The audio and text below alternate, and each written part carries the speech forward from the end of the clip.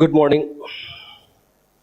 Yesterday we started with capital structure theories, and how many theories we were discussing? The 4 theories in our syllabus. First one is net income approach, second one is net operating income approach, third one is traditional approach, and fourth one is Modigliani and Miller approach.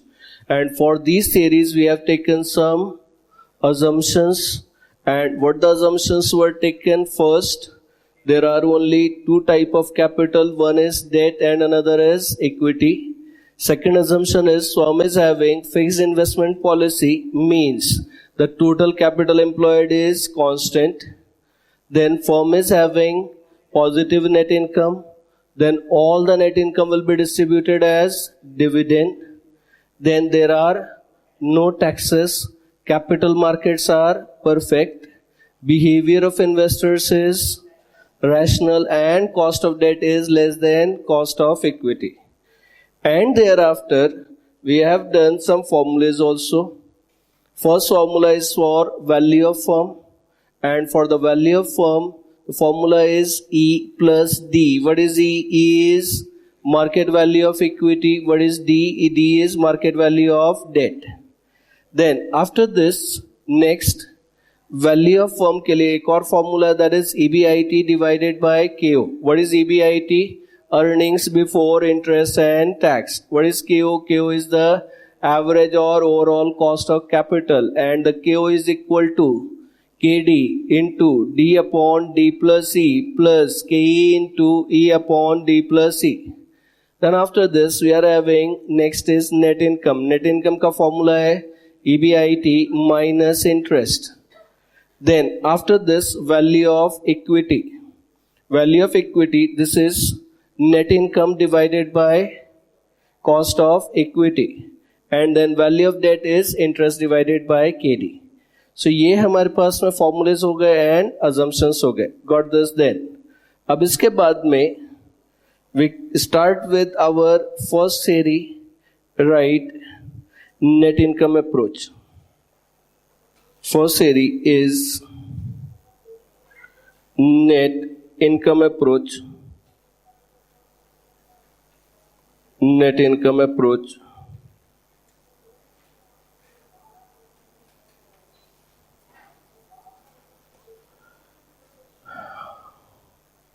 Net income approach. And for this net income approach, we have to take one additional assumption, right? Additional assumption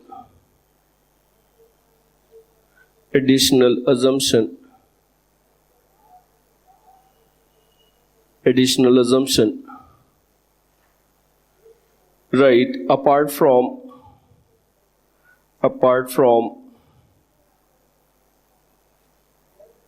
common assumptions,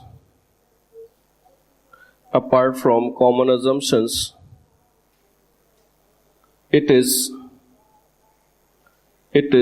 further assumed that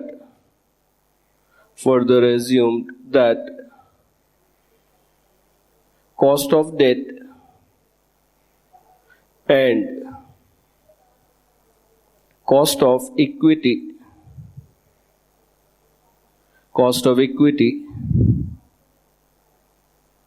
remain constant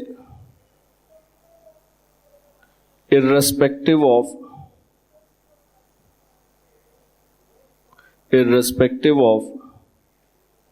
change in capital structure. Irrespective of change in capital structure.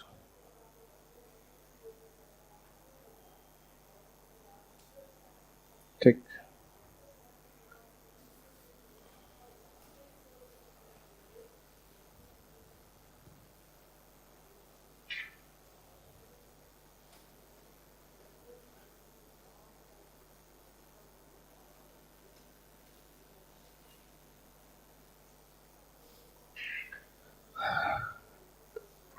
Now, when it comes to the first theory, अब हमारे पास में first theory is the net income approach. अब यहाँ पे for this net income approach we are taking one additional assumption. और यहाँ पे हमारा additional assumption क्या है? This is apart from common assumption. Apart from common assumption, we are having the assumption here that the cost of debt and cost of equity remain constant irrespective of change in capital structure. This is what we are doing. Now, तो अभी यहाँ पे हम क्या assume कर रहे हैं कि cost of debt and cost of equity will remain constant irrespective of change in capital structure. मतलब हम अपना capital structure अगर बदलते भी रहेंगे तब भी हमारा cost of debt and cost of equity will not be changing. हमने already common assumptions में एक assumption लिया हुआ है and that assumption is cost of debt is less than cost of equity. अब इसका मतलब क्या हो गया? Say for example, if we take the position here, अगर look हमने assumptions जो लिए हुए थे एक बार वापस से एक बार go through करता assumptions. पहला assumption क्या है? That there are only two type of capital, one is debt and another is equity. So we are assuming कि preference shares नहीं है. Preference shares are not there. This is the assumption. Practically होते हैं, but हम assume कर रहे हैं कि preference shares नहीं है. Then second assumption, firm is having fixed investment policy. Means total capital employed constant है. Even though we can change capital structure. हम क्या कर सकते हैं? कैपिटल स्ट्रक्चर बदल सकते हैं but capital employed will remain same. अगर 10 लाख रुपीस का कैपिटल है तो वो 10 लाख रुपीस का कैपिटल कांस्टेंट रहेगा बट वो 10 लाख रुपीस कैसे रेज कर रहे हो that can change. 5 lakh debt हो सकता है, 5 लाख इक्विटी हो सकता है, पूरा का पूरा 10 लाख इक्विटी से हो सकता है. ठीक. So you can have different permutation combination how that 10 lakh rupees is raise but 10 lakh rupees will remain constant. Then a firm is having positive net income. हम assume कर रहे हैं कि losses नहीं है, practically losses हो सकता है, but हम assume कर रहे हैं कि losses नहीं है. All the net income will be distributed as dividend. तो जो भी net income होगी that is all is going to be distributed as dividend. There are no taxes. Then capital markets are perfect. Behavior of investors is rational and cost of debt is less than cost of equity. These are the assumptions. ठीक. तो हमने already ये 8 assumption लिए हुए हैं. इन assumptions के अलावा we are taking one more assumption and that assumption is that cost of debt and cost of equity will remain constant irrespective of change in capital structure. And this assumption is only for net income approach, not for the other theory. ये 8 assumption है, ये सबके लिए common है, but अभी जो हम discuss कर रहे हैं that additional assumption is only for net income approach, is not applicable to all other theories. Is this clear? Everybody got this? Now अब यहाँ पे जब हम assumption ले रहे हैं, क्या है additional assumption? That apart from common assumption it is further assumed that cost of debt and cost of equity will remain constant irrespective of change in capital structure. Means हमारा capital structure कुछ भी रहे, हमारा cost of debt and cost of equity will remain constant. Is it clear? Now, say for example, हमारी position कैसी थी? हमने क्या करा? हमारा say 80% equity है and 20% debt है. मीन सपोज 10 लाख रुपीज का कैपिटल एम्प्लॉयड है, 10 लाख रुपीज में से 8 लाख रुपीज हमने कैसे रेज करा? इक्विटी से रेज करा. और 2 लाख रुपीज हमने कैसे रेज करा है? डेट से रेज करा है. एंड अभी सपोज कॉस्ट ऑफ इक्विटी कितना से 15% है. कॉस्ट ऑफ इक्विटी कितना है? 15% है. एंड कॉस्ट ऑफ डेट से 10% है. ये मैंने एज्यूम कर लिया. ठीक. उसमें अजम्पशन के हिसाब से ही लिया है मैंने कि cost of debt is less than cost of equity. इसका उल्टा नहीं एज्यूम कर सकते थे यहाँ पे. Is it clear? नाउ अब यहाँ पे अगर 80% इक्विटी है, 20% डेट है, तब भी हमारा कॉस्ट ऑफ डेट कितना है? 10%. कॉस्ट ऑफ इक्विटी कितना है? 15%. अब इसको मैं चेंज कर दूं. से 60% इक्विटी ले लूं तो डेट कितना हो जाएगा? 40% डेट हो जाएगा। अगर मैंने ऐसा किया तब भी कॉस्ट ऑफ इक्विटी कितना रहेगा? 15% ही रहेगा and cost of debt will also be 10%. Is it clear? Cost of debt will be 10%. Then अगर मैं और बदल दूं इसको, अगर मैं इसको कर दूं 20% इक्विटी एंड 80% डेट, तब भी मेरा केडी केई कितना रहेगा? 15% रहेगा। केडी कितना रहेगा? 10% रहेगा। ये हमने अजम्पशन लिया है। क्या करा हमने?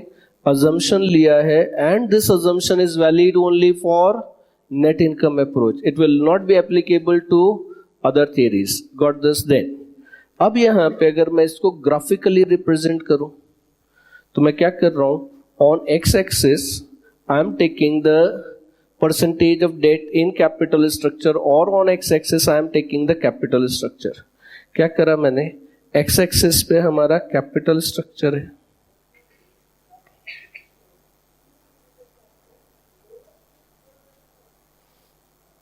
on x-axis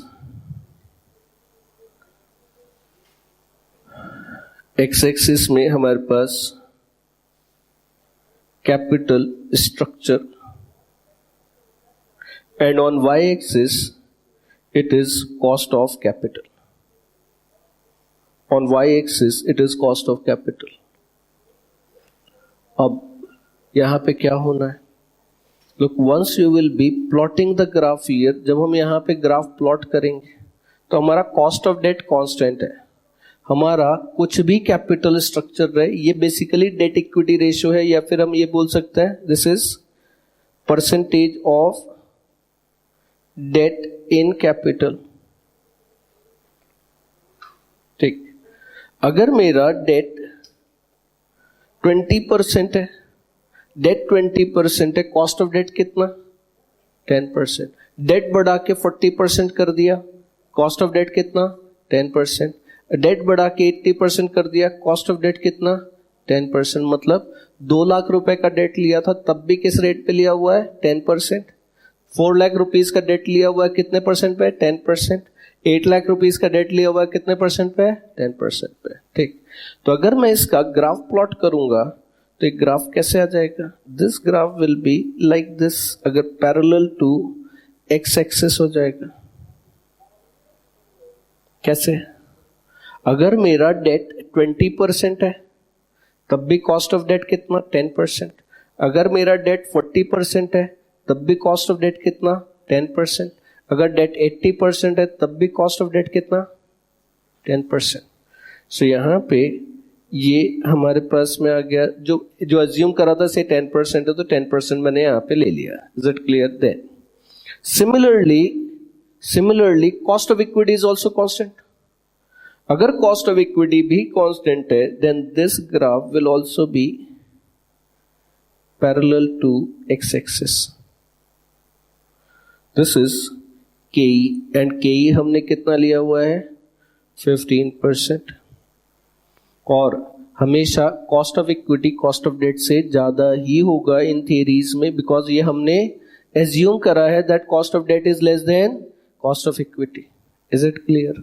ठीक, अब यहां हमारा जो पॉलिसी था उस पॉलिसी के हिसाब से क्या पोजीशन थी हमारे पास में?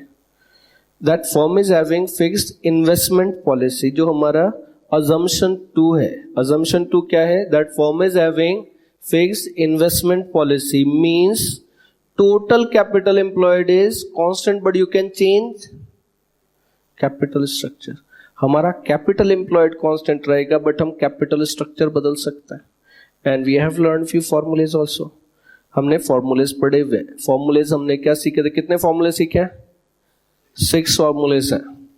और जब याद कर लो एग्जाम में अगर थियरी लिखनी होती है तो पहला काम क्या करो?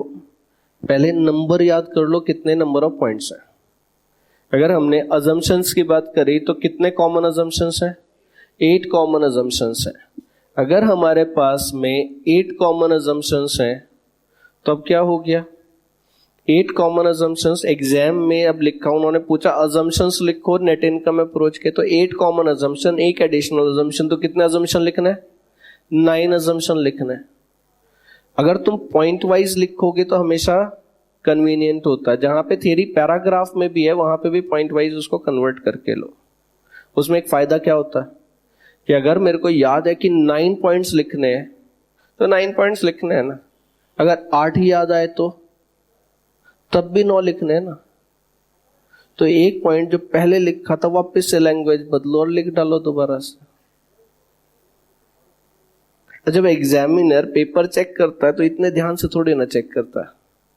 तुमने अजम्पशन लिखा सही हुआ है, वापस एक जो ऊपर कहीं लिखा हुआ था assumption like there are no taxes लिख दो, it is further assume that there are no taxes. हो गए ना 9 पॉइंट्स। किस्मत अच्छी होगी मार्क्स मिलेंगे, नहीं तो मार्क्स तो वैसे ही कटने थे ना।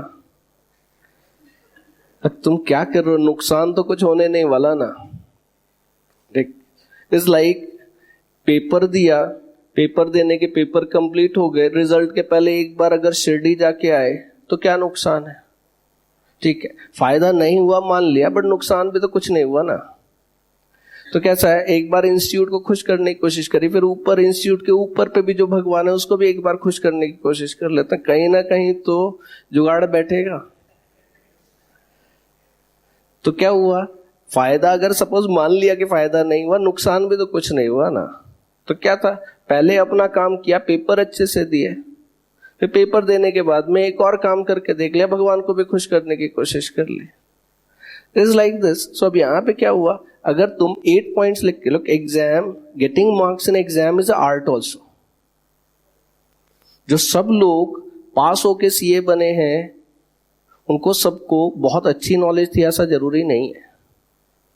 कुछ लोग तो, मेरे को भी लगता था कि स्टूडेंट देख के कि पता नहीं इसने सीए ज्वाइन ही क्यों करा, बट पास होके सीए बन भी चुके। और कुछ को देख के लगता था कि इसको ये रैंक में आएंगे, बेचारे पास ही नहीं हुए। ऐसे भी होता। तो कैसा होता है, थोड़ी मेहनत लगती है। लोग खाली इंटेलिजेंस से भी काम नहीं चलता। इंटेलिजेंट है गुड, बट अगर पढ़ाई नहीं करी तो एग्जाम में मार्क्स नहीं आएंगे ना।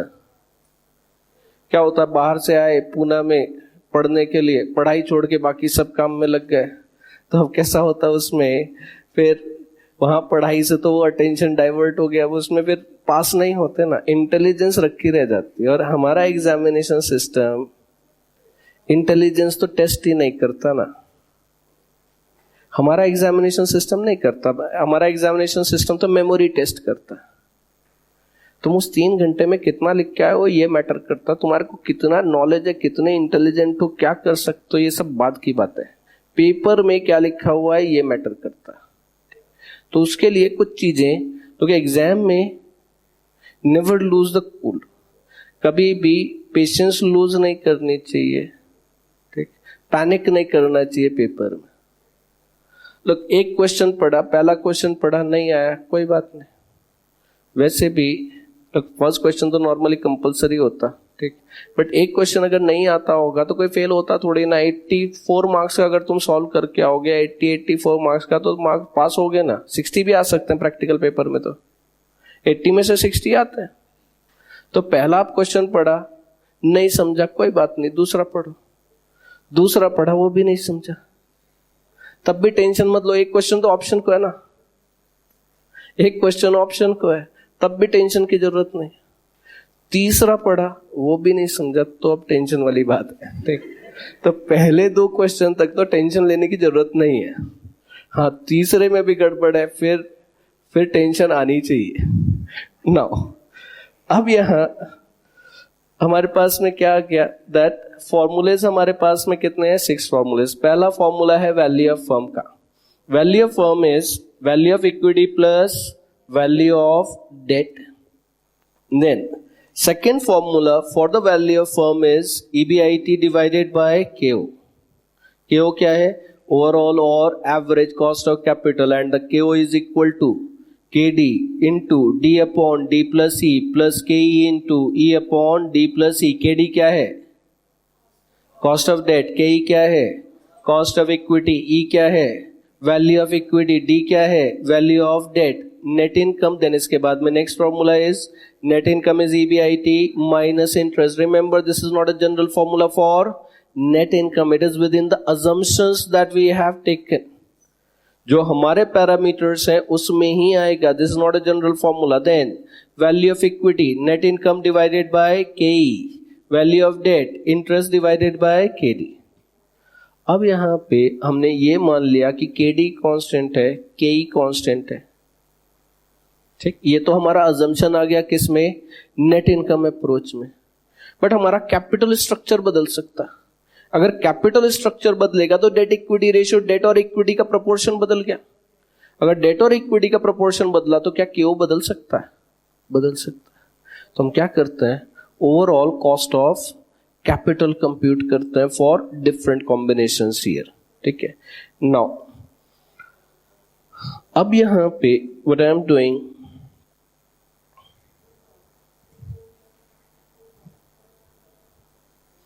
I am computing overall cost of capital, overall cost of capital. बताओ KO का फॉर्मूला क्या है, KO is equal to KD into D upon D plus E plus KE into E upon D plus E. KO is equal to KD into D upon D plus E plus KE into E upon D plus E. अब यहाँ पे I can change the capital structure but I can't change capital employed. ये assumption है. Practically तो capital employed भी बदल जाता है, but हम assume कर रहे हैं कि capital employed नहीं बदलेगा, सिर्फ क्या बदलेगा, capital structure बदल सकता है. Now I am taking here first combination 100% equity and 0% debt. मतलब क्या हुआ, जितना कैपिटल था, सपोज 10 लाख रुपीस का कैपिटल है, पूरा का पूरा 10 लाख रुपीस मैंने कहां से लिया, सिर्फ इक्विटी से लिया. सो 100% इक्विटी एंड 0% डेट. अब यहां पे क्या कंप्यूट करना हमारे को, overall cost of capital. Formula क्या है, KO is equal to KD, KO is equal to KD, KD कितना 10%. हमने क्या लिया था, कॉस्ट ऑफ डेट कितना लिया हुआ है अपने एग्जाम्पल में, हमने लिया हुआ है KD is taken as 10% and KE is taken as 15%. तब यहाँ पे KO is equal to KD into D upon D plus E, debt कितना 0 divided by 0 plus 100 plus KE 15 into 100 divided by 0 plus 100. बताओ कितना आएगा, 15% ही आएगा ना. यहां पे 15% ही आएगा. कैसे, मैं एक ही सोर्स यूज कर रहा हूं, वो है इक्विटी. पूरा का पूरा 10 लाख रुपए कैसे रेज करा मैंने, इक्विटी से. तो मेरा एवरेज कॉस्ट ऑफ फंड कितना होगा, कॉस्ट ऑफ इक्विटी के बराबर ही होगा ना. फॉर्मूले से भी कुछ और वैल्यू थोड़ी ना आनी चाहिए, जो लॉजिकली होना चाहिए वही फॉर्मूले से भी आना चाहिए. देन नेक्स्ट आई टेक से 50% debt. Second I am taking 50% equity and 50% debt. क्या कर दिया हमने, अपना कैपिटल स्ट्रक्चर बदल दिया. अब इस कैपिटल स्ट्रक्चर में हम क्या कर रहे हैं, 10 लाख रुपीस का अगर कैपिटल था तो उसमें से 5 लाख रुपीस मैंने किससे रेज करा, इक्विटी से, एंड 5 लाख रुपीस किससे रेज करा, डेट से. Then what you are going to have, यहां पे KO क्या आ जाएगा, KO will be equal to KO will be equal to KD, KD कितना 10 into D, डेट कितना है 50% divided by 50 plus 50 plus KE कितना है 15% into E upon D plus E. बताओ कितना है,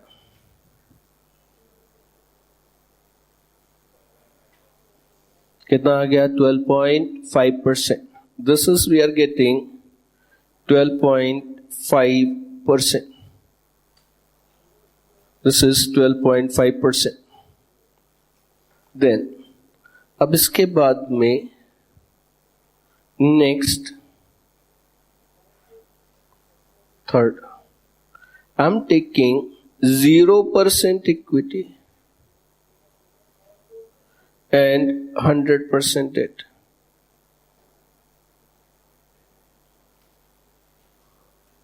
अब यहां पे वापस से हमने KO कंप्यूट करा. KO is equal to KD कितना 10 into D is 100 divided by 100 plus 0 plus KE कितना है 15 इंटू 0 डिवाइडेड बाय 100 प्लस 0 कितना आ गया 10%. Is it clear? Everybody has got this. तो अब यहां पे हम क्या कंक्लूड कर पा रहे हैं? हम क्या कंक्लूड कर पा रहे हैं कि मैं जैसे जैसे डेट बढ़ा रहा हूं कैपिटल स्ट्रक्चर में, वैसे वैसे हमारा ओवरऑल कॉस्ट ऑफ कैपिटल कम होता जा रहा है. पहले हमारे पास में यहां कितना परसेंट डेट है? 0% डेट है. ओवरऑल कॉस्ट ऑफ कैपिटल कितना है? 15%. देन मैंने डेट बढ़ा के यहां पे कितना कर दिया? 50% कर दिया. And overall cost of capital कितना हो गया? It is 12.5%. फिर मैंने डेट और बढ़ाया और बढ़ा के कितना कर दिया? 100% कर दिया. And overall cost of capital कितना हो गया? 10% हो गया. तो यहां से हम एक चीज कंक्लूड कर पा रहे हैं क्या? कि जैसे जैसे हम डेट बढ़ाएंगे अपने कैपिटल स्ट्रक्चर में, overall cost of capital will be coming down. Overall cost of capital हमारा कम होता जाएगा. Everybody has got this. Now in this situation अगर मैं अपने इस ग्राफ को कंप्लीट करूं, जो अभी हमने ग्राफ ड्रॉ करा था, what a graph we have drawn here, this was the graph between capital structure and the cost of capital. तब यहां क्या हो जाएगा? जैसे जैसे मैं डेट बढ़ा रहा हूं अपने कैपिटल स्ट्रक्चर में, overall cost of capital will be coming down. And ये जो हमारे पास ग्राफ आ जाएगा, ये किसका ग्राफ आ जाएगा? KO का ग्राफ आ जाएगा. Is it clear? ठीक. क्या हो रहा है? KD कांस्टेंट है, KE भी कांस्टेंट है. ये तो अजम्पशन है हमारा that cost of debt and cost of equity will remain constant irrespective of change in capital structure. And यहाँ पे हम क्या कंक्लूड कर पा रहे हैं कि जैसे जैसे हम डेट बढ़ा रहे हैं अपने कैपिटल स्ट्रक्चर में, हमारा ओवरऑल कॉस्ट ऑफ कैपिटल कम होता जा रहा है. ठीक है, इसको ग्राफ को ड्रॉ कर लो.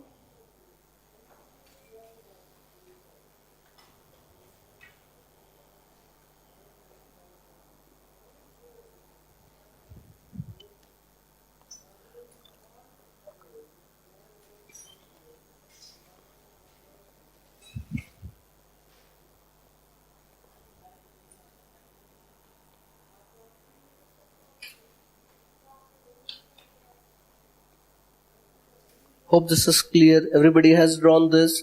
तो यहां पे हमारे पास क्या हो गया? जैसे जैसे हम डेट बढ़ाते जा रहे हैं अपने कैपिटल स्ट्रक्चर में, जैसे जैसे हम डेट बढ़ा रहे हैं अपने कैपिटल स्ट्रक्चर में, overall cost of capital is coming down. जब हमारे पास में कैपिटल स्ट्रक्चर में सिर्फ इक्विटी है तो overall cost of capital is equal to cost of equity. जब हमारे पास में 100% डेट है, then overall cost of capital is equal to the cost of debt. Is it clear? Everybody has got this. Now practically ये वाली situation possible नहीं है. कौन सी? 0% इक्विटी, 100% डेट. इक्विटी मतलब ओनर्स कैपिटल. ठीक. Debt means borrowed capital.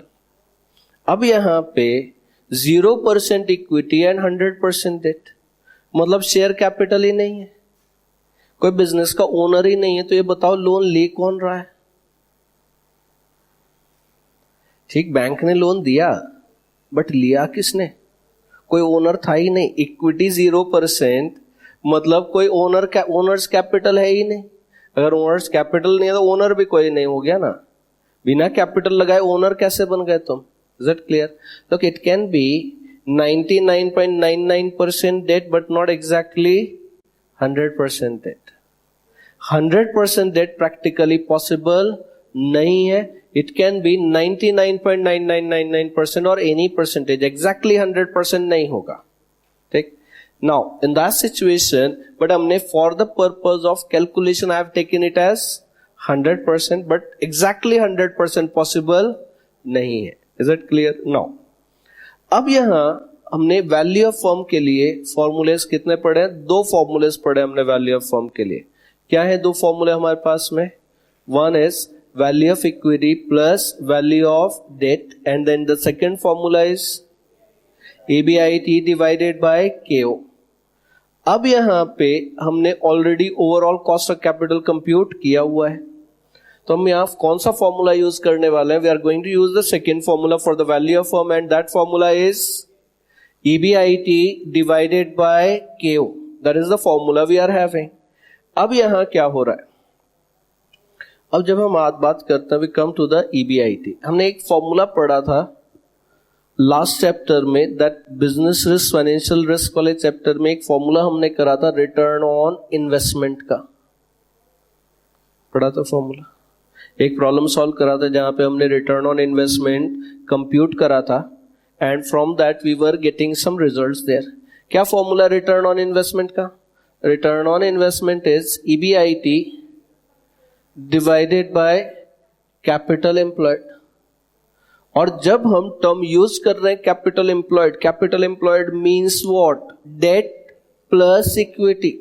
Capital employed doesn't only mean equity. Proprietary concern partnership firm में जो कैपिटल लिखते थे वो नहीं. Capital means capital employed in business. Is it clear? So this capital employed is equity plus debt. अब ये बताओ, अगर मेरे को EBIT की वैल्यू कंप्यूट करनी है, so how we get this EBIT? It is capital employed into ROI. EBIT is equal to capital employed into ROI. हमने एक assumption लिया हुआ है that firm is having fixed investment policy. कौन सा assumption है? 2 नंबर का. Second assumption है हमारे पास में that firm is having fixed investment policy. If the firm is having fixed investment policy, it means this capital employed is constant. Now here, the other factor on which the EBIT is depending is ROI. This is the return on investment. अब जब हम इस ROI की बात कर रहे हैं, तो यहाँ पे ROI is depending on what? It is depending on the nature of business. Look, her business के लिए कुछ अलग अलग ROI होगा. अगर तुम स्टील सेक्टर में इन्वेस्टमेंट कर रहे हो तो स्टील सेक्टर का एक रिटर्न ऑन इन्वेस्टमेंट हो गया, ऑन एन एवरेज जो रिटर्न मिल रहा है. सीमेंट सेक्टर में इन्वेस्ट करोगे तो वहां का एक रिटर्न ऑन इन्वेस्टमेंट हो गया. जो रिटर्न ऑन इन्वेस्टमेंट है ये बेसिकली क्या बता रहा है? बिजनेस की प्रॉफिटेबिलिटी बता रहा है. क्या बता रहा है return on investment? It is telling us the profitability of the business, कि अगर हम कैपिटल लगाते हैं तो उस पर हमारे को कितना रिटर्न मिलता है. This is what the return on investment is. Is this point clear? ये किस पे डिपेंड करेगा? नेचर ऑफ बिजनेस पे डिपेंड करेगा. ठीक. अब इन सारी कैलकुलेशन में ये बताओ, ये जो हम कैलकुलेशन कर रहे हैं यहाँ पे 0% डेट, 50% डेट, 100% डेट, ये जो हम सारी कैलकुलेशन कर रहे हैं, क्या इसमें हम बिजनेस बदल रहे हैं? नहीं बदल रहे. बिजनेस तो वही है. कैपिटल एम्प्लॉयड भी उतना ही है. हम क्या बदल रहे हैं फिर यहाँ पे? कैपिटल स्ट्रक्चर बदल रहा है. अगर मैंने नेचर ऑफ बिजनेस नहीं बदला तो क्या मेरा ROI बदलेगा? नहीं. ROI भी कांस्टेंट रहेगा. अगर ROI भी कांस्टेंट है तो क्या हो गया इससे हमारे पास में? कैपिटल एम्प्लॉयड ये हमने एज्यूम कर लिया कि कांस्टेंट है, और क्योंकि हमने नेचर ऑफ बिजनेस ही नहीं बदला तो ROI will also be remaining constant, and it is also a general assumption that return on investment for one type of business remain constant. At least one business के लिए तो ROI constant रहता है, ऐसा हमारा assumption है. Is it clear? Now, अब क्या हुआ? Capital employed constant, ROI constant, so this EBIT will also be constant. Is it clear? So यहाँ से हमने क्या conclude कर लिया? That EBIT will remain constant irrespective of change in capital structure. क्या होगा? EBIT will remain constant irrespective of change in capital structure. तो ये हमारे पास में क्या गया? This we have got regarding the EBIT. तो यहाँ पे EBIT remain constant irrespective of change in capital structure. EBIT remain constant irrespective of change in capital structure, or in other words we can say what? That EBIT is independent of capital structure. मतलब तुम capital structure कुछ भी बदलते रहो, तुम्हारा EBIT नहीं बदलेगा. Actual में EBIT depends on two things. एक है ये ROI. ये ROI बेसिकली किस पे डिपेंड कर रहा है? Nature of business. This is nature of business. Capital employed is what? This is size of business. Size of business. Is this clear? तो अगर हमारा nature and size of business एक है, अगर मैं नेचर ऑफ बिजनेस नहीं बदल रहा हूं एंड अगर साइज ऑफ बिजनेस नहीं बदल रहा हूं, तो मेरा EBIT कांस्टेंट रहना चाहिए. Is this clear? EBIT capital structure बदलने से नहीं बदलेगा. दो में से अगर मैं कोई एक चीज बदल दूं तो मेरा EBIT बदलेगा. और दो चीजें कौन कौन सी हैं? पहला है capital employed means the size of business, then ROI is nature of business. जब तक मेरा nature and size of business नहीं बदला तब तक मेरा EBIT नहीं बदलेगा. Is it clear? Everybody has got this? ठीक. नाउ अब हम आ जाते हैं वैल्यू ऑफ फर्म पे. अब जब मैं वैल्यू ऑफ फर्म की बात कर रहा हूं तो वैल्यू ऑफ फर्म के लिए कितने फॉर्मूले अभी हमने डिस्कस करे थे? Learn two formulas. One is value of equity plus value of debt and another formula is EBIT divided by KO. तो यहां पे मैं एज्यूम कर लेता हूं say that the EBIT is ₹1 lakh. यहां पे तो हम डेटा एज्यूम करके चल रहे हैं फॉर प्रूविंग द थ्योरी. सो मैं एज्यूम कर लेता हूं कि से हमारा EBIT ₹1 लाख कांस्टेंट है. Now, what I am doing here is I am computing the value of firm. I am computing the value of firm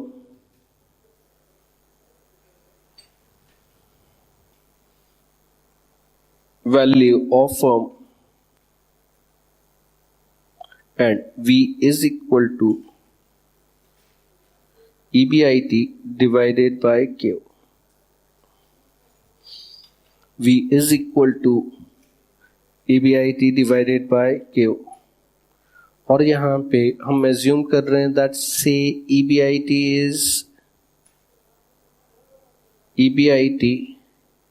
से ₹1 lakh.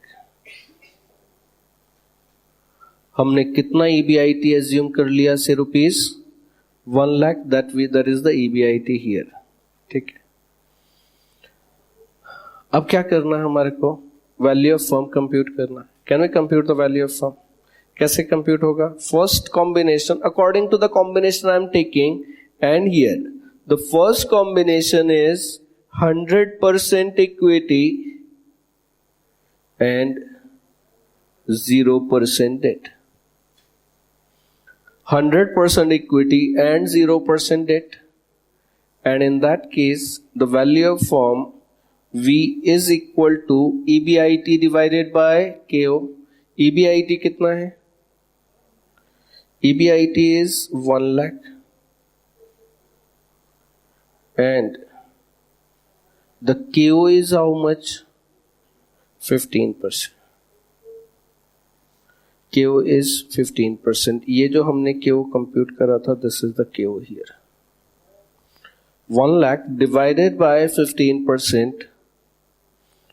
So this 1 lakh divided by 15% कितना आ गया? This comes to rupees 6,66,667. This is rupees 6,66,667. This is the value of firm we have got. Then और combination हमारे पास क्या है? Next combination is 50% equity and 50% debt. The next combination is, second combination is 50% equity and 50% debt. 50% equity and 50% debt. And once we are taking 50% equity and 50% debt, then the value of firm क्या EBIT बदलेगा? EBIT नहीं बदलेगा. अभी हमने क्या discuss करा है? EBIT remain constant irrespective of change in capital structure. तो मैं कैपिटल स्ट्रक्चर कुछ भी बदलता रहूं, मेरा EBIT चेंज नहीं होगा, will remain at rupees 1 lakh. But KO बदल गया. KO is right now 12.5%. KO is 12.5%. ये कितना आ गया? This comes to 8 lakhs. This is rupees 8 lakhs.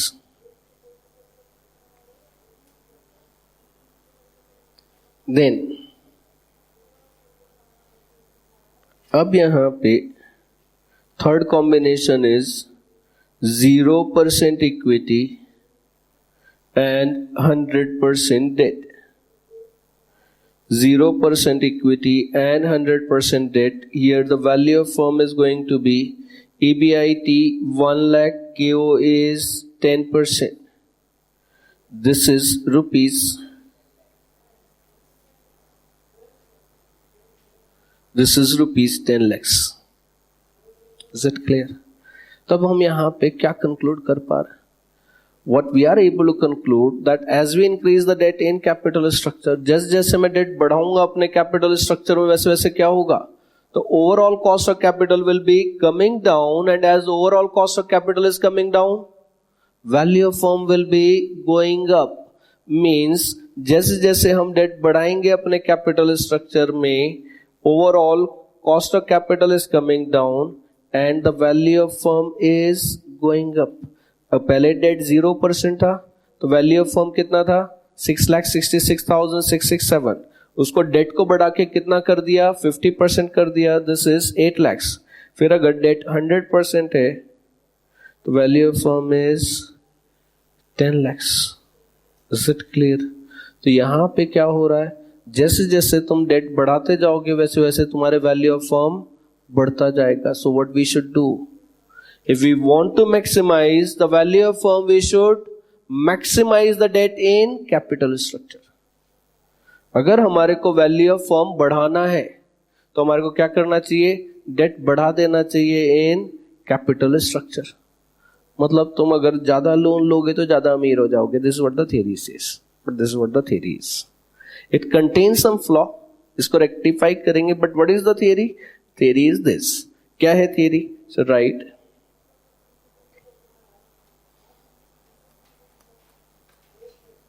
right, net income approach. Net income approach.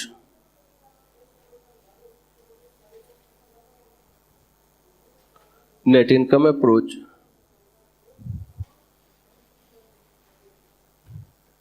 Right. As per this theory, as per this theory, as we increase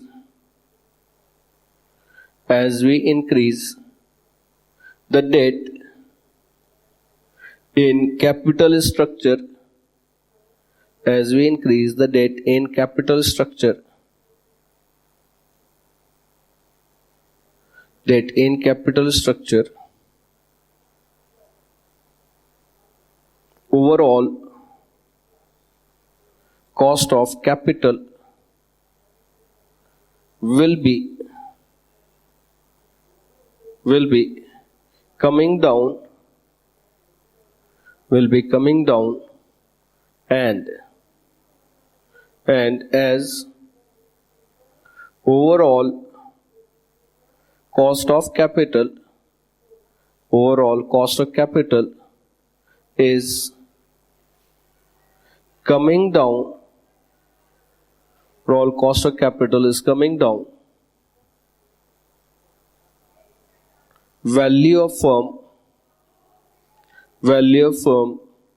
will be going up, therefore to maximize the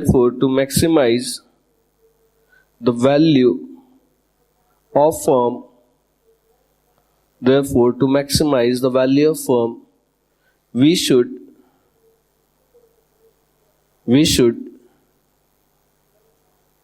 maximize the debt in capital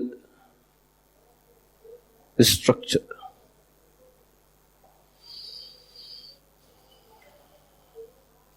ठीक, तो ये theory हमारे को क्या बता रही है कि अगर अमीर बनना है तो लोन लो.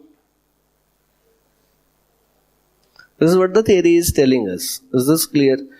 क्या हो रहा है यहाँ पे, जैसे हम डेट बढ़ाते जा रहे हैं कैपिटल स्ट्रक्चर में, हमारी ओवरऑल कॉस्ट ऑफ कैपिटल कम हो रही है. क्यों कम हो रही है overall cost of capital? Because debt सस्ता है. डेट की कॉस्ट कितनी है? डेट 10% पे है एंड इक्विटी कितने पे है? 15% पे है. अगर मैं डेट की बात करूं तो डेट सस्ता है एंड इक्विटी महंगी है. ठीक, now in this situation what happens is, अब यहां होगा क्या, जैसे तुम डेट बढ़ाओगे अपने कैपिटल स्ट्रक्चर में तो तुम क्या कर रहे हो? सस्ते फंड यूज कर रहे हो ना. 15% पे इक्विटी मिल रहा है, 10% पे डेट मिल रहा है, और अगर मैं डेट बढ़ा दूं अपने कैपिटल स्ट्रक्चर में तो क्या हुआ? मेरा एवरेज कॉस्ट ऑफ फंड कम हो गया ना. पहले पूरा का पूरा 10 लाख रुपए मैंने किससे लिया हुआ था? इक्विटी से लिया था. इक्विटी शेयर होल्डर ज्यादा रिटर्न डिमांड करता है, उनकी कॉस्ट ज्यादा है. Is it clear? और हमने ऑलरेडी एज्यूम करा हुआ है that all the net income will be distributed as dividend. Then अब यहां पे क्या हुआ? डेट सस्ता है, तो जब तुम डेट बढ़ाओगे तो तुमने सस्ते फंड ले लिए ना. अभी 10 लाख का टोटल कैपिटल है, पूरा का पूरा 10 लाख अगर हमने इक्विटी से लिया तो क्या हुआ? 10 लाख अगर इक्विटी से है तो ओवरऑल कॉस्ट ऑफ फंड कितना हो गया? 15% हो गया ना. बट अगर उसमें से मैं 5 लाख रुपए डेट से ले लूं और 5 लाख रुपए इक्विटी लूं तो 5 लाख सस्ते मिल गए ना मेरे को. तो मेरा क्या एवरेज कॉस्ट ऑफ फंड कम हो जाएगा? यस. कितना हो गया? 12.5% हो गया. क्यों? क्योंकि हम चीपर सोर्स यूज कर रहे हैं of finance and cost of debt and cost of equity is constant. But when I am taking 100% debt, तब क्या हो गया? पूरा का पूरा 10 लाख रुपए मैंने कहां से ले लिया? डेट से ले लिया. Then in that situation my average cost of fund is going to be 10% here. Everybody has got this. So when it comes to the overall cost of capital, जैसे जैसे हम डेट बढ़ाएंगे, बिकॉज डेट सस्ता है, इसकी वजह से हमारी एवरेज कॉस्ट ऑफ फंड कम हो जाएगी. And average cost of fund कम हो जाएगी तो उसकी वजह से हमारी वैल्यू ऑफ फर्म बढ़ जाएगी. ठीक. And to maximize the value of firm we should maximize the debt in capital structure. This is what this theory is suggesting. But there seems to be some problem with this theory. कहीं ना कहीं कुछ तो इसमें दिक्कत दिखाई देती है. कहाँ दिक्कत है? दिक्कत है इसके assumption में. हमने क्या assumption लिया हुआ है? जो हमने additional assumption लिया है, that is cost of debt and cost of equity remain constant irrespective of change in capital structure. But practically what is going to happen? If you increase the debt in capital structure, अगर मैं अपने capital structure में debt बढ़ा दूं तो क्या होगा? उसकी वजह से मेरी financial risk बढ़ जाएगी? नहीं बढ़ेगी. debt बढ़ेगा तो interest बढ़ जाएगा, interest बढ़ेगा तो financial leverage बढ़ जाएगी ना. financial leverage बढ़ने का मतलब क्या हो गया? हमारी financial रिस्क बढ़ गई. अगर रिस्क बढ़ रही है तो रिस्क ऑफ शेयर होल्डर बढ़ गई ना कंपनी में। एंड हमारा एक जनरल अजम्पशन था that the behaviour of investors is rational, and behaviour of investors rational, it means they are expecting the returns on the basis of risk assume by them. Means अगर वो ज्यादा risk ले रहा होगा तो वो ज्यादा रिटर्न एक्सपेक्ट करेगा, अगर वो कम रिस्क ले रहा होगा then he will be satisfied with lesser return. अब यहां क्या होगा, जैसे जैसे तुम डेट बढ़ाओगे कैपिटल स्ट्रक्चर में, उसकी वजह से क्या हो जाएगा, financial risk of the company will be increasing, and as the financial risk of the company is increasing then the risk of shareholder in the company will also increase. If the risk of shareholder is increasing, then he will be demanding more returns. He will be demanding more returns, and if he is demanding more returns, then the cost of equity will rise, because the definition of cost of equity is equal to expectations of shareholders. Now, अगर shareholder ज्यादा return expect करेगा तो cost of equity constant नहीं रहेगा, it will be rising. तो अब अगर cost of equity constant नहीं है तो ये थ्योरी यहां पे ऐसे तो काम नहीं करेगी। So we come to next theory which is net operating income approach. Come to next theory that is net operating income approach.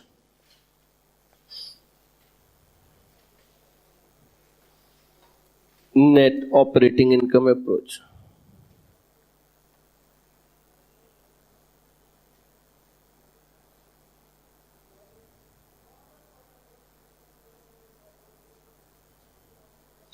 Net operating income approach.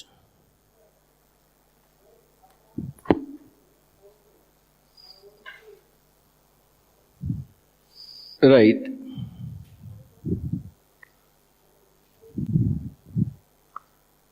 As per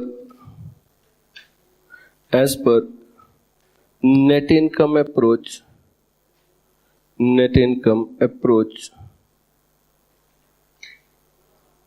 we assumed that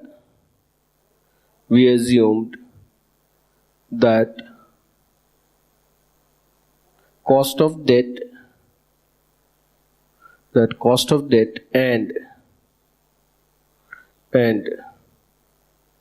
cost of equity, cost of debt and cost of equity remain constant irrespective of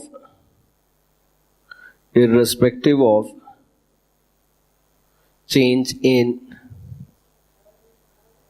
capital structure. Irrespective of change in capital structure. But practically,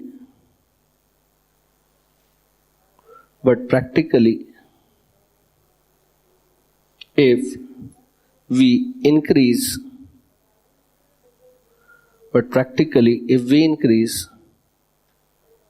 the debt in capital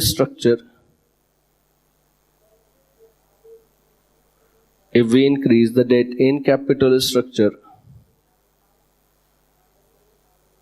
financial risk of company will be increasing, and as the risk of company is increasing,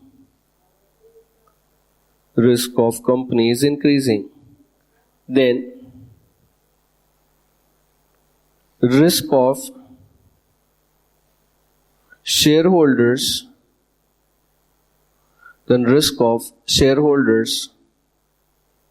in company will also be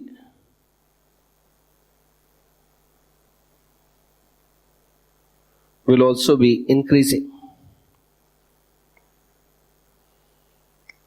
Risk of shareholders will also be increasing.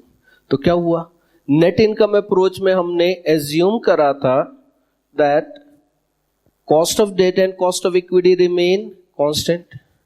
But यहां पे हम same assume नहीं कर रहे. Remember, वो additional assumption था that was valid only for net income approach, not applicable for the net operating income approach. Everybody has got this now.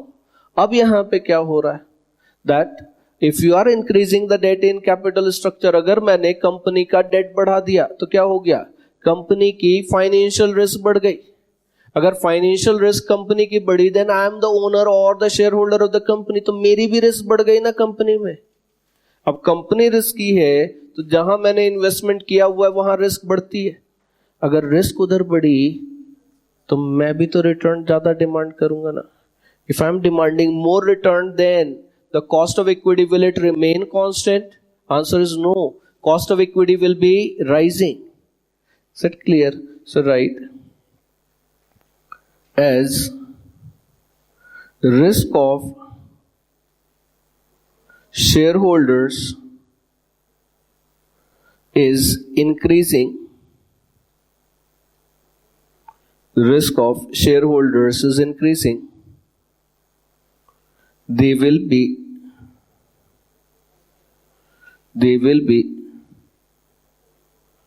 demanding more returns. They will be demanding more returns, due to which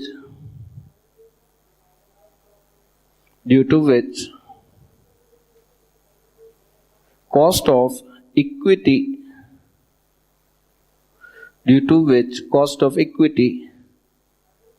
will be rising as we increase the debt in capital structure.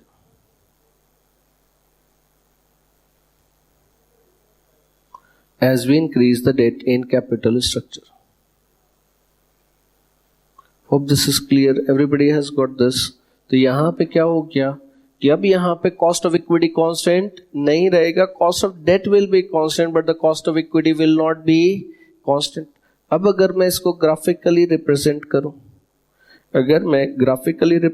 करूं, तो on x axis मेरे पास क्या आ गया? Capital structure आ गया. On x axis I am having capital structure, or you can say this is percentage of debt in capital structure. In capital structure, percentage of debt in capital structure, and on y-axis we got the cost of capital.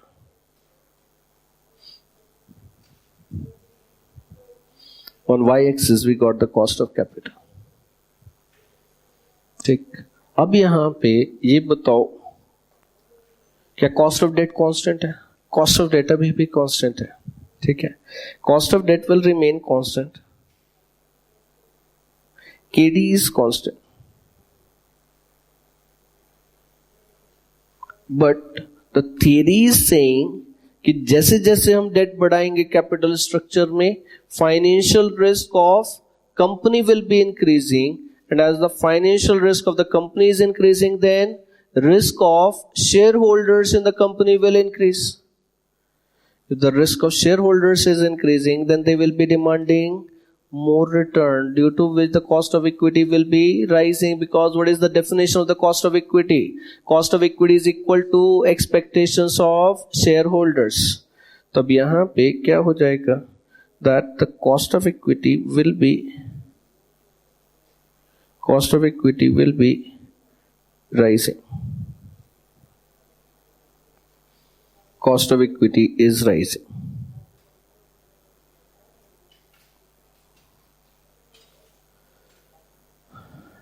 Cost of equity is rising. ठीक. अब question comes कि cost of equity will rise how much? Theory says that the cost of equity will rise in such a proportion that it will offset the impact of the cheaper debt. लोग अगर हम net income approach ले तो net income approach में हमारे पास कैसा था? On x axis we were having, यहाँ पे percentage of debt in capital structure था. On x axis we were having cost of date.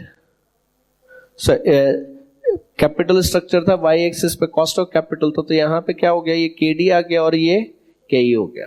ठीक, केडी एंड केई वर कांस्टेंट. अब जैसे जैसे हम परसेंटेज डेट बढ़ा रहे थे अपने कैपिटल स्ट्रक्चर में, जैसे जैसे हम डेट बढ़ाएंगे अपने कैपिटल स्ट्रक्चर में, यहाँ पे percentage of debt in capital है and this is cost of capital. This is cost of capital. ठीक, तो अब यहां पे क्या हो रहा था? As we were increasing the debt in capital structure, what was happening? The overall cost of capital was coming down. Here the overall cost of capital was coming down. ठीक, नाउ अब यहां पे क्या हुआ? In this case what is happening here? यहां पे क्या हो रहा है? ओवरऑल कॉस्ट ऑफ कैपिटल कम क्यों हो रहा है? Because debt is cheaper than equity. Cost of debt 10% है, कॉस्ट ऑफ इक्विटी कितना है? 15% है. डेट सस्ता है, इक्विटी महंगा है. तो जैसे जैसे हम डेट बढ़ाएंगे अपने कैपिटल स्ट्रक्चर में तो उसकी वजह से क्या होना चाहिए? The overall cost of capital should be coming down. मेरा कॉस्ट ऑफ फंड कम होना चाहिए. Is this point clear? Everybody got this? So here the overall cost of capital will be coming down. ठीक, अब जब हम इस नेट ऑपरेटिंग इनकम अप्रोच की बात कर रहे हैं, जब हम नेट ऑपरेटिंग इनकम अप्रोच की बात कर रहे हैं, केडी तो यहां भी कांस्टेंट है. ठीक, केडी यहां भी कांस्टेंट है बट केई राइज कर रहा है. यहां पे केडी यहां भी कांस्टेंट है बट केई राइज कर रहा है. एंड केई राइज कर रहा है तो उसकी वजह से क्या हुआ? लुक, डेट अभी भी सस्ता है. अगर तुम डेट बढ़ाओगे कैपिटल स्ट्रक्चर में, इसकी वजह से ओवरऑल कॉस्ट ऑफ कैपिटल कम होना चाहिए. डेट यहां भी सस्ता है, नेट ऑपरेटिंग इनकम अप्रोच में भी डेट सस्ता है. अगर मैं डेट बढ़ाऊं अपने कैपिटल स्ट्रक्चर में तो overall cost of capital net operating income approach में भी कम होना चाहिए था. बट अब कॉस्ट ऑफ इक्विटी कांस्टेंट नहीं है. यहां पे cost of equity is rising. यहां पे कॉस्ट ऑफ इक्विटी राइज कर रही है. Now the theory says what? कि कॉस्ट ऑफ इक्विटी कितने से बढ़ जाएगा? Theory says that cost of equity will be rising in such a proportion that it is offsetting the impact of cheaper debt. Theory क्या बोलती है? that cost of equity कितने से बढ़ जाएगा? so that it offsets or nullifies the impact of cheaper debt. What is the impact of cheaper debt? सस्ते date का फायदा क्या है? सस्ते डेट की वजह से ओवरऑल कॉस्ट ऑफ कैपिटल कम होना चाहिए. ऑब्वियस है ना? अगर मैं सस्ते फंड यूज करूंगा तो मेरी एवरेज कॉस्ट ऑफ फंड कम होनी चाहिए. But net operating income approach में क्या हो रहा है कि केई कांस्टेंट नहीं है, केई इज राइजिंग. अगर कांस्टेंट रहता तो केओ कम होना चाहिए था, बट केई कांस्टेंट नहीं है, K E is rising. And theory says that K E will rise in such a proportion that it is nullifying the impact of cheaper debt. Impact of cheaper debt was what? That it is reducing the overall cost of capital. सस्ते date की वजह से overall cost of capital कम होनी चाहिए थी, but theory says कि कई इतने से बढ़ जाएगा कि जितना सस्ते डेट की वजह से जितना फायदा होना चाहिए था वो सब फायदा खत्म हो जाएगा. क्या बोल रही है थ्योरी? कि कॉस्ट ऑफ इक्विटी इस प्रोपोर्शन में बढ़ जाएगा कि जो सस्ते डेट की वजह से जो फायदा होना चाहिए था वो फायदा नहीं होगा. अगर वो फायदा नहीं होगा तो उसकी वजह से क्या होगा? That overall cost of capital will remain constant. Here the K O will remain constant.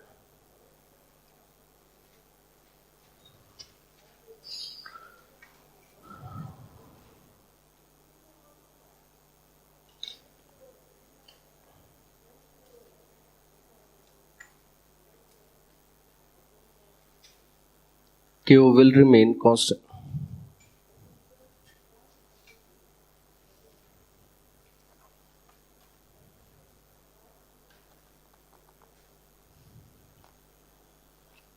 Hope this is clear. Everybody has got this. So अब यहाँ पे write further. Right, as per net operating, as per net operating income approach, as per net operating income approach, net operating income approach, cost of equity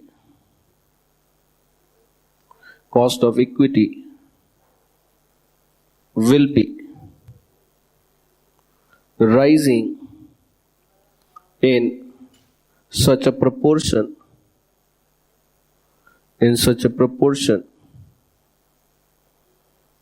that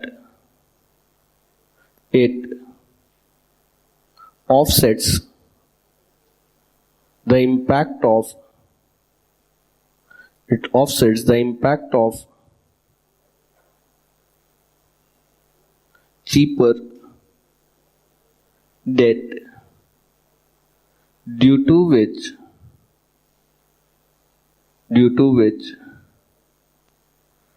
overall cost of capital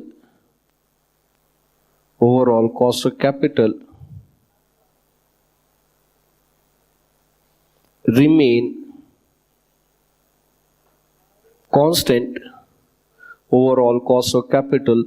constant, irrespective of change in capital structure.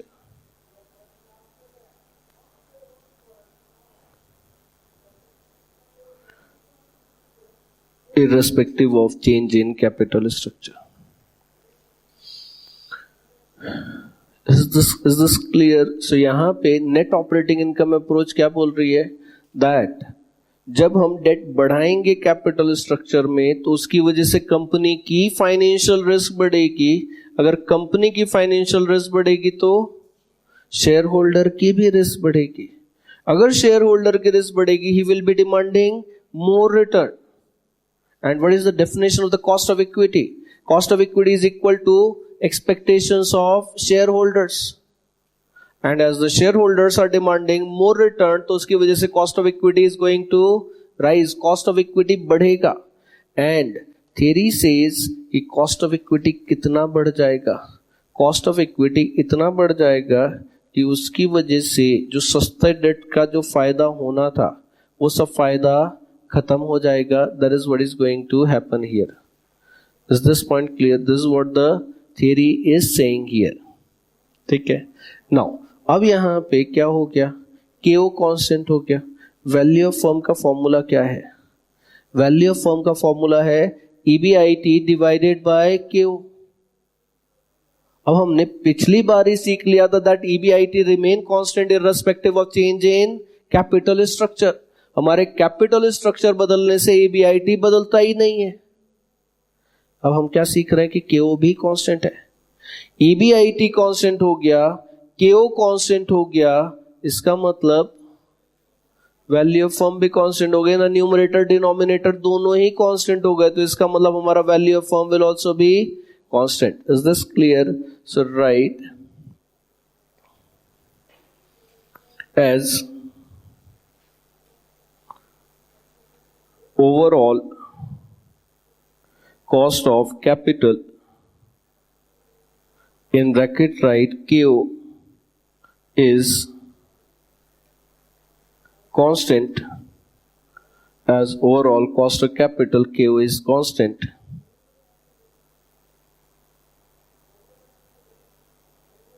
Then value of firm in bracket write V equal to EBIT divided by KO will also be constant, will also be constant as numerator and denominator both are constant. As numerator and denominator both are constant. तो finally हम यहां पे क्या conclude कर पा रहे हैं कि तुम कैपिटल स्ट्रक्चर कुछ भी बदलते रहो, तुम्हारा वैल्यू ऑफ फर्म बदलता ही नहीं है. That value of firm is independent of capital structure. So right, in other words,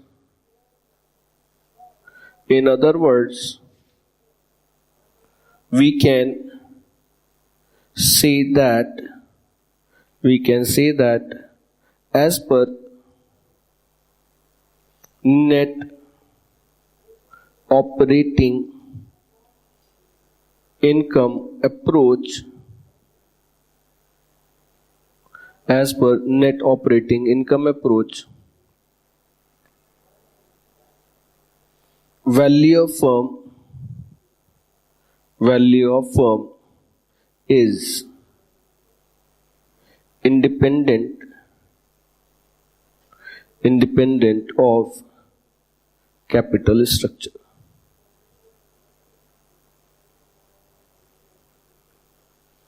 Value of firm is independent of capital structure. ठीक. लोग ये थियरी क्या बोलती है? हमने क्या सीखा था? EBIT का फॉर्मूला क्या है? EBIT is equal to capital employed into ROI. EBIT is equal to what? Capital employed into ROI. Capital employed means the size of business, ROI means the nature of business. तुम अगर तुम्हारे को value of firm बढ़ानी है, या तो तुम size of business बढ़ाओ और कैपिटल लगाओ. जब तुम और कैपिटल लगाओगे तो वैल्यू ऑफ बिजनेस बढ़ेगी. ठीक. तुम्हारे पास में एक शॉप है, एक शॉप से 2 शॉप कर लो तो वैल्यू ऑफ बिजनेस बढ़ेगी ना. एक ही शॉप है, वैसे ही चलाए जा रहे हो, तुम इसमें कैपिटल स्ट्रक्चर बदल के वैल्यू ऑफ फर्म कैसे बदल दोगे? एक शॉप है, 10 लाख रुपए का इन्वेस्टमेंट है, वो 10 लाख रुपए तुमने डेट से लिया, इक्विटी से लिया, किससे भी लिया, बट उससे वैल्यू ऑफ फर्म बदली कैसे? नहीं बदलेगी ना. 2 चीजें, अगर तुम्हारे को वैल्यू ऑफ फर्म बदलना है, या तो नेचर ऑफ बिजनेस बदल दो, जो बिजनेस कर रहे हो उससे ज्यादा प्रॉफिटेबल बिजनेस करो, या फिर अगर वही बिजनेस करना है देन साइज ऑफ बिजनेस बदल दो और कैपिटल लगाओ, तो और वैल्यू ऑफ फर्म बढ़ेगी ना. सिर्फ कैपिटल स्ट्रक्चर बदल देने से वैल्यू ऑफ फर्म चेंज नहीं होती है. This is what the theory is. Net income approach क्या बोलती है? नेट इनकम अप्रोच बोलती है कि अगर हमारे को वैल्यू ऑफ फर्म बढ़ाना है तो हमारे को क्या करना चाहिए? We should increase the debt in capital structure. जितना ज्यादा बोरो करोगे उतना वैल्यू ऑफ फर्म बढ़ेगा. ये हमने प्रूव किया. That is as per the net income approach. But उसके लिए अजम्पशन लिया हुआ है क्या? Cost of debt and cost of equity remain constant irrespective of change in capital structure. But net operating income approach says something else. What it says कि अगर तुम्हारे को वैल्यू ऑफ फर्म बदलनी है तो कैपिटल स्ट्रक्चर बदलने से कोई भी फायदा नहीं होगा. कैपिटल स्ट्रक्चर बदलने से वैल्यू ऑफ फर्म चेंज नहीं होती. This is what the theory is suggesting. Everybody has got this. ठीक. अब यहां पे नेट इनकम अप्रोच क्या बोलती है? वैल्यू ऑफ फर्म बढ़ानी है, डेट बढ़ाओ. नेट ऑपरेटिंग इनकम अप्रोच इसका ठीक उल्टा बोलती है कि value of firm capital structure बदलने से डेट बढ़ाते रहो, कुछ भी करते रहो, इससे वैल्यू ऑफ फर्म चेंज नहीं होगा. ठीक. Both the theories are opposite to each other but they were given by the same person. दोनों की दोनों थियरीज किसने दी थी? ड्यूरेंट ने दी थी. मतलब अगर पहली थियरी पसंद नहीं आई तो दूसरी थियरी है, दूसरी थियरी पसंद नहीं आई तो पहली थियरी है. बट द थिंग इज कि अगर दोनों ही पसंद नहीं आई फिर तो तीसरी थियरी है. कौन सी? Traditional approach. बट वो ड्यूरेंट ने नहीं दी. सब यहां पे हमारे पास क्या आ गया? 2 थियरीज आ गई. कौन सी? Net income approach and net operating income approach. Now we are coming to our third theory, that is traditional approach. Now we come to our third theory, that is traditional approach.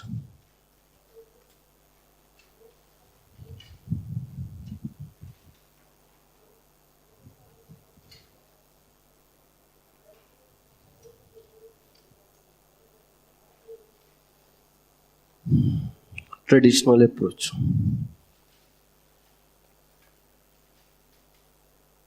अब इस theory के हिसाब से क्या position है?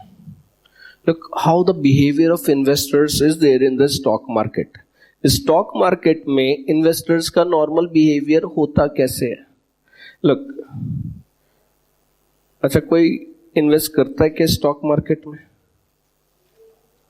Invest करता नहीं,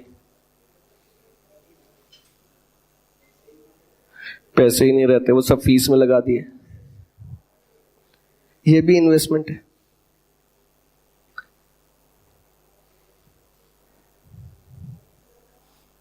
ठीक, नाउ वैसे अभी टाइम बोल भी नहीं सकते कि सही है कि नहीं है टाइम इन्वेस्टमेंट करने के लिए।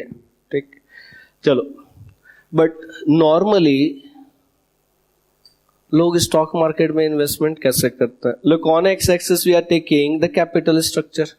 हमने एक्स एक्सिस पे क्या लिया? कैपिटल स्ट्रक्चर लिया। And on y axis we are taking cost of capital. I am taking cost of capital.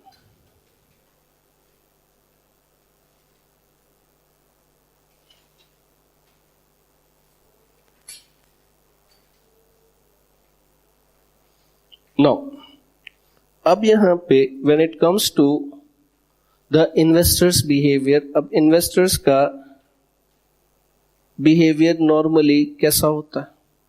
Look, once you are investing in the stock market, general small investors कैसे invest करता है? क्या होता है? किसी ने बोला कि यहाँ इन्वेस्ट कर दो, ब्रोकर ने बोला ये शेयर खरीद लो, खरीद लिया। उन्हें बोला बेच दो, बेच दिया। अब उसने क्यों खरीदा उसे भी नहीं मालूम, क्यों बेच दिया ये भी नहीं मालूम, बट वो खरीद लिया, बेच दिया, उसमें लॉस हो गया तो ठीक है, किस्मत ना। बट अगर हम अदरवाइज भी सोच के देखें, नेट इनकम अप्रोच क्या बोलती है? जैसे जैसे नेट ऑपरेटिंग इनकम अप्रोच क्या बोलती है? जैसे जैसे डेट बढ़ाओगे कैपिटल स्ट्रक्चर में, क्या होगा? कंपनी की फाइनेंशियल रिस्क बढ़ेगी तो शेयर होल्डर की भी रिस्क बढ़ेगी और ही will B demanding more return. But अब इन्वेस्टर के पास में एक ही काम थोड़े ना कि कंपनी की बैलेंस शीट लेके डेट इक्विटी रेशियो ही कंप्यूट करता रहे, और भी तो काम रहेंगे। अगर तुम इन्वेस्ट कर रहे हो तो तुम्हारे को तो क्लास भी अटेंड करनी है और सुबह से शाम तक क्लास ही कर रहे हो, तो अब इन्वेस्ट कब करोगे? चलो इन्वेस्ट कर भी दिया तो अब डेट इक्विटी रेशियो कब निकालोगे बैलेंस शीट लेके? मुश्किल काम हो गया। नाउ अब यहां पे अगर मैं तुम्हारे को बोलूं, सपोज तुमने रिलायंस के शेयर खरीदे थे, मैं तुम्हारे को आके बोलूं कि रिलायंस का डेट इक्विटी रेशियो 1.5:1 हो गया, व्हाट इज योर रिएक्शन? कुछ नहीं। जब इन्वेस्ट किया था तब कौन सा कंप्यूट करा था? अब अगर मैंने बता भी दिया तो क्या फर्क पड़ता है? जब शेयर खरीदा था तो क्या डेट इक्विटी रेशियो कंप्यूट करके खरीदा था? नहीं खरीदा, खरीद लिया। बोला ब्रोकर ने या किसी ने ये रिलायंस का शेयर खरीद लो, अभी मोदी प्राइम मिनिस्टर है, दोनों गुजराती भाई भाई, तो शेयर का भाव बढ़ेगा, अब बढ़ भी रहा है, ऐसा नहीं कि नहीं बढ़ रहा है। ठीक, वैसे भी ऑयल सेक्टर में रिलायंस का बिजनेस ऐसा है कि पेट्रोलियम सेक्टर में भले प्राइसेस कम भी हो गए, बट फिर भी ये बिजनेस ऐसा है कि इसमें जल्दी से डाउनफॉल नहीं आता। ठीक, क्रूड ऑयल प्राइसेस कम हुए, बट उनका तो काम रिफाइनिंग का भी है ना, इंपोर्ट करके रिफाइनिंग भी करता, तो उनका रॉ मटेरियल भी सस्ता हो गया ना, और उसके बदले में जो पेट्रोलियम प्रोडक्ट है उनके प्राइसेस उतने कम नहीं हुए ना। ठीक, चलो ठीक, जैसा भी है, रिलायंस के शेयर खरीदे, किसी ने बोला खरीद लो, अच्छे शेयर, अच्छे हैं, इट इज गुड स्टॉक। जब मोदी नहीं भी था तब भी अच्छा स्टॉक था। मोदी के आने से थोड़ा सा और इंप्रूवमेंट हुआ है। अदानी के शेयर कितने 4000% से बढ़ गए, नहीं 400 कुछ ऐसा, 4-5 मीन्स 4000 की 400% से अदानी की कंपनीज के शेयर बढ़ गए। Now because he was close friend, he is close friend of Modi, तो सबको लगता है कि अब ऑब्वियसली मोदी अगर प्राइम मिनिस्टर है तो उसको फायदा होगा ही। जरूरी नहीं कि हो या नहीं हो, क्योंकि उनके एक आध प्रोजेक्ट, ऑस्ट्रेलिया में एक आध प्रोजेक्ट थे वो कैंसिल हो गए, वहां पे स्टार्ट ही नहीं हो पाया। बट ओवरऑल जब हम इन्वेस्टमेंट करते हैं तो बहुत रिसर्च करके इन्वेस्टमेंट करते हैं। क्या स्मॉल इन्वेस्टर तो बेचारा नहीं करता। कितने लोग बैलेंस शीट, कंपनी की बैलेंस शीट देख के इन्वेस्ट करते हैं? बहुत थोड़े से, ज्यादातर लोग तो ऐसे ही कर लेते हैं। बैलेंस शीट दिखा भी दी, अब सपोज एक डॉक्टर है, इंजीनियर है, अब उसको मैं बैलेंस शीट दे भी दूं, उसको तो समझ में ही नहीं आ रहा ना किधर एसेट, किधर लायबिलिटी, किधर रेशियो। अगर दे भी दी बैलेंस शीट, अब वो उसको समझ रहा है क्या?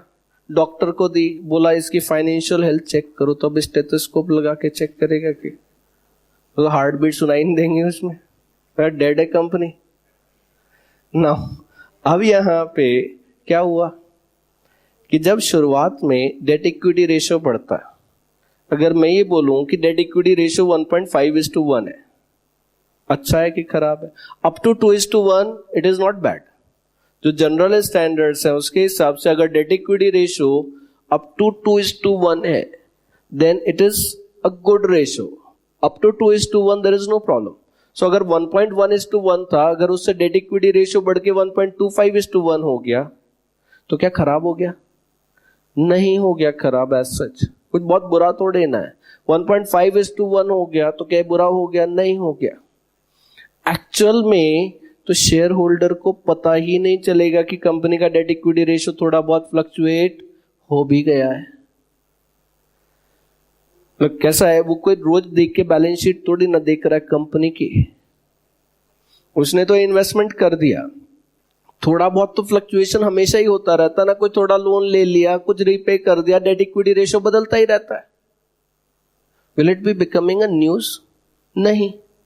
तो शेयर होल्डर के पॉइंट ऑफ व्यू से अगर सोच के देखें कि अगर कंपनी का शुरू में डेट बढ़ता भी है कैपिटल स्ट्रक्चर में, even if the debt is increasing in the capital structure, तो शेयर होल्डर का रिस्क परसेप्शन बदलेगा ही नहीं। अगर शुरुआत में if we increase the debt in capital structure initially, से मैं फॉर एग्जांपल ले लेता हूं अप टू 2:1, अगर अप टू 2:1 है तो ये नॉर्मल पैरामीटर्स में है। अगर नॉर्मल पैरामीटर्स में है तो क्या ये न्यूज बनने वाला है क्या मार्केट में? नहीं बनेगा। क्या इकोनॉमिक टाइम्स में न्यूज आ रही होगी कि कंपनी का डेट इक्विटी रेशियो 1.5 हो गया? नहीं। रिलायंस का डेट इक्विटी रेशियो कितना है क्या हमारे को मालूम है? कभी न्यूज़पेपर में आता है क्या? नहीं, because it may be with in the set parameters. जो 2:1 है उससे कम रहेगा, वे न्यूज बने ही नहीं। तो क्या इन्वेस्टर अब आराम से, उसको चिंता नहीं है, थोड़ा बहुत तो फ्लक्चुएशन चलता ही रहता, तो उससे क्या उसका रिस्क परसेप्शन बदलेगा? नहीं बदलेगा। So initially cost of debt and cost of equity will remain constant. But अगर डेट इक्विटी रेशियो से 2:1 से ज्यादा हो गया, then it will become a news. अब इन्वेस्टर आराम से बेचारा घर पे सो रहा था, सुबह उठा देर से, 10 बजे सो के उठा, उसके बाद में उसने टीवी खोला, CNBC चल रहा था। अब वहां पे जो न्यूज एंकर था वो बात कर रहा था कि रिलायंस का डेट इक्विटी रेशियो 3:1 हो गया, कंपनी पता नहीं डूब जाएगी कि नहीं डूब जाएगी। 4 लोगों को बिठा के वो डिस्कशन कर रहा होगा, 2 बोल रहे होंगे डूबेगी, 2 बोल रहे होंगे नहीं डूबेगी। अब बेचारा ये टेंशन में कि किधर पैसा लगा दिया। न सोचा था कि मोदी आया है अंबानी में, अंबानी की कंपनी में पैसा लगाएंगे तो रिटर्न मिलेगा।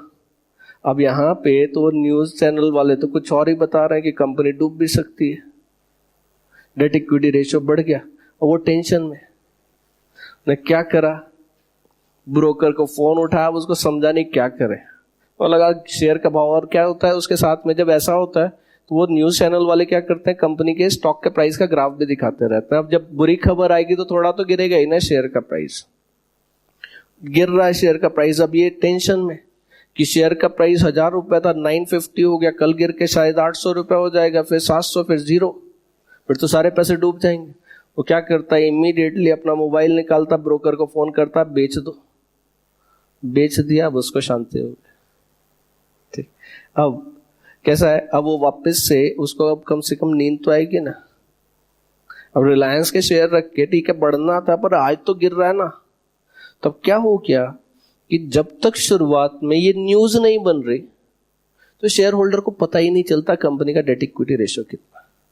तो थोड़ा बहुत फ्लक्चुएशन से रिस्क परसेप्शन बदलता ही नहीं। Initially cost of debt and cost of equity will remain constant irrespective of change in capital structure. Thereafter, when the debt equity ratio goes up beyond a certain point, जब date equity ratio से 2:1 से ज्यादा चला गया तो share holder का risk perception बदलेगा। अब उसकी नींद खुल गई, अभी तक तो वो सो रहा था, अब उसकी नींद खुली, अब उसने देखा डेट इक्विटी रेशियो बदल गया एंड नाउ ही पैनिक्स। तो प्रोपोर्शनेटली ज्यादा रिटर्न नहीं डिमांड करेगा, वो एक्सपोनेंशियली हायर रिटर्न डिमांड करेगा। Is it clear? And the cost of equity will not be rising proportionately, it will be rising exponentially. This cost of equity will be rising exponentially.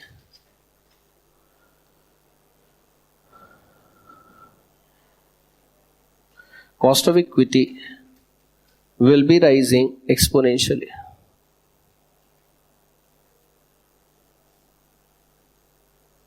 ठीक, अब पहली दोनों theories में हमने assume करा था कि cost of debt remain constant irrespective of change in capital structure. ठीक, cost of debt remain constant irrespective of change in capital structure. But what happens if the debt equity ratio goes beyond a certain point, then providers of debt also thinks that the company is risky and they also start demanding higher return, due to which the cost of debt also rises.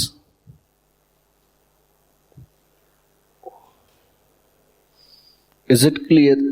तो क्या हो गया, एक certain limit के बाद में जो provider of date है वो भी क्या सोचने लगता है, जब डेट इक्विटी रेशियो एक लिमिट को क्रॉस कर जाता है तो उसको भी लगता है कि कंपनी रिस्की है and he also start demanding high return. आज की डेट में तो बैंक भी क्रेडिट रेटिंग करवाती हैं।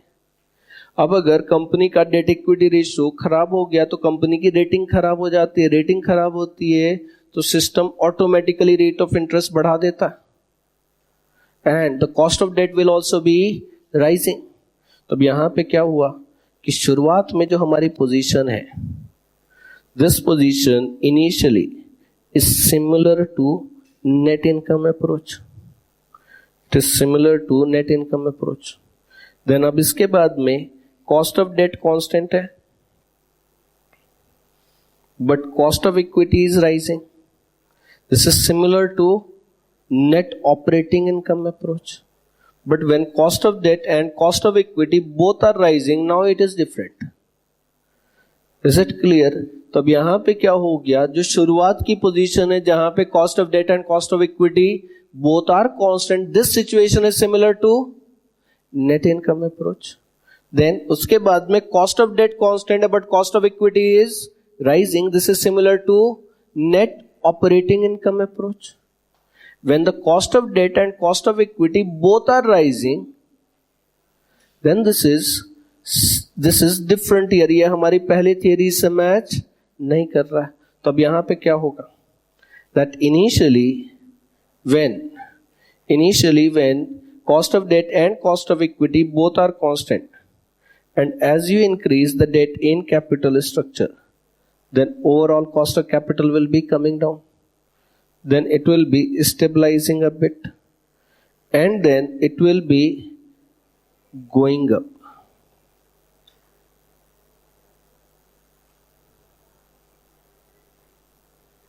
and there will be a point O where overall cost of capital will be minimum, and at that point the value of firm will be maximum. तो यहां पे इससे पहले की दोनों थियरीज में ऑप्टिमम कैपिटल स्ट्रक्चर अचीव करना possible नहीं था. क्यों नहीं था? क्योंकि नेट इनकम अप्रोच बोलती है कि वैल्यू ऑफ फर्म कहां मैक्सिमम होगा? जहां पे डेट मैक्सिमम होगा. मतलब अगर 100% डेट है तो वैल्यू ऑफ फर्म मैक्सिमम होगा. But can there be 100% debt? क्या 100% डेट हो सकता? पॉसिबल ही नहीं है. अगर 100% डेट नहीं हो सकता तो maximum value of firm achieve करा ही नहीं जा सकता under net income approach. Net operating income approach बोलता है कि तुम कोई भी कैपिटल स्ट्रक्चर रख दो, तुम्हारा वैल्यू ऑफ फर्म बदलता ही नहीं है, तो वहां पे कोई ऑप्टिमम कैपिटल स्ट्रक्चर होगा ही नहीं. But here in this traditional approach it is possible to achieve optimum capital structure. Is this point clear? Got this? So right.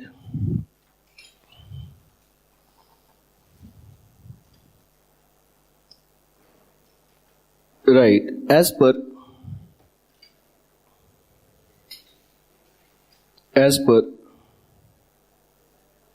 traditional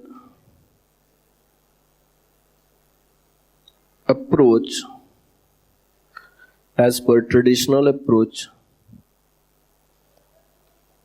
as we increase the debt in capital structure initially, as we increase the debt in capital structure initially, risk perception of shareholders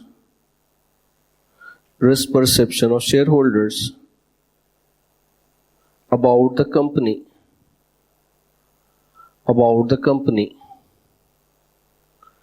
will not be changing, due to which cost of debt and cost of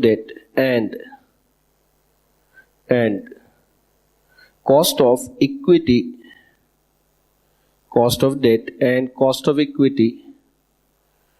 remain constant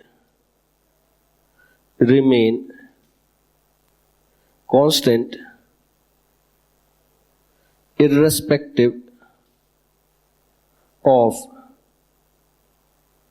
change in capital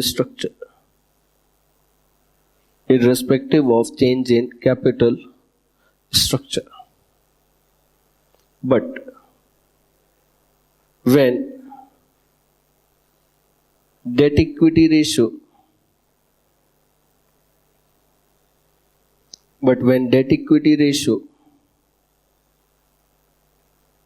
goes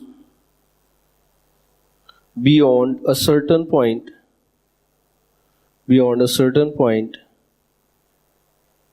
then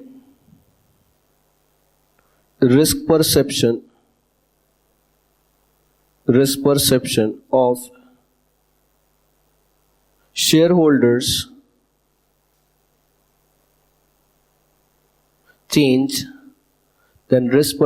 of shareholders change, and they demand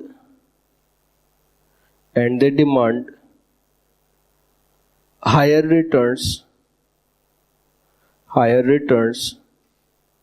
due to which cost of equity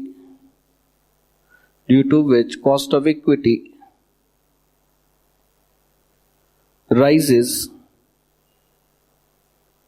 exponentially.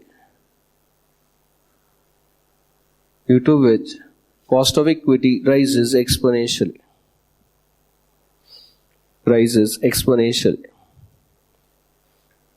Thereafter, when debt equity ratio goes up further,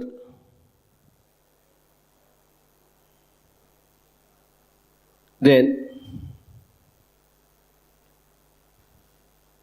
providers of debt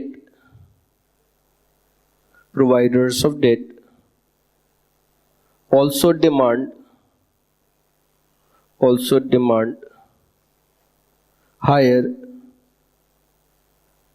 returns. Providers of debt also demand higher returns, and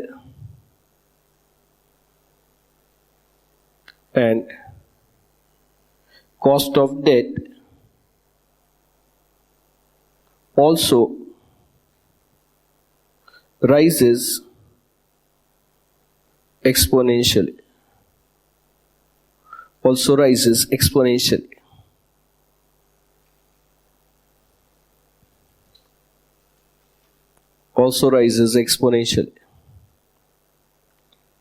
ठीक. अब क्या हुआ? That शुरुआत में cost of debt and cost of equity both will be constant, but अब debt equity ratio एक limit के बाहर जाएगा, then cost of equity will be rising exponentially. But अगर debt equity ratio और ज्यादा बढ़ गया, then the providers of debt also demand higher return. Normally stock market में reaction पहले आता है, बैंक का reaction बाद में होता है. शेयर होल्डर तो एक्चुअल में कुछ होने के पहले ही रिएक्शन दे देता है. जब तक कुछ एक्चुअल में हुआ उसके पहले र्यूमर्स के बेसिस पे भी रिएक्शन आ जाता है. बट बैंक तो र्यूमर पे काम नहीं करता ना, बैंक तो एक्चुअल फैक्चुअल डेटा पे काम करेगा ना, तो वहां पे उसका रिएक्शन बाद में आएगा. देन अब यहां क्या हो गया? That right initially when cost of debt and cost of equity both are constant,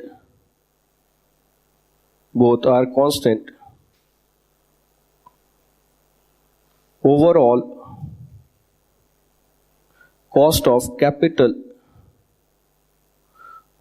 cost of capital will be coming down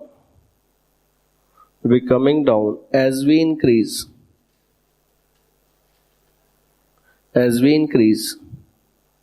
the debt in capital structure.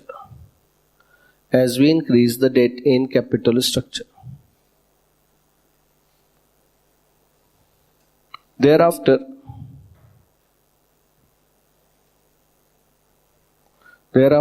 it will be stabilizing, and afterwards it will be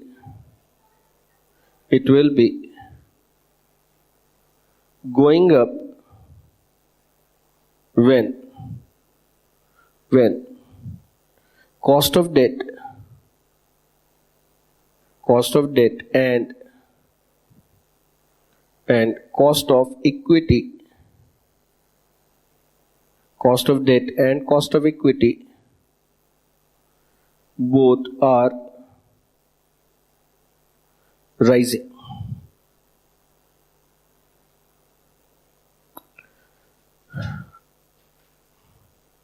Therefore, there will be a point where overall cost of capital is minimum, and at that point